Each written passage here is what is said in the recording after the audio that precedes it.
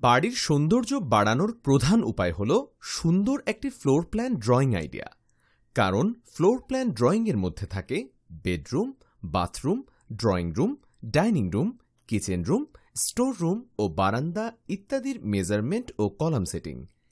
এই যে ভিডিওতে দেখতে পাচ্ছেন একটি ড্রয়িং অঙ্কন করা হচ্ছে, এটাকে বলে ফ্লোর প্ল্যান ড্রয়িং।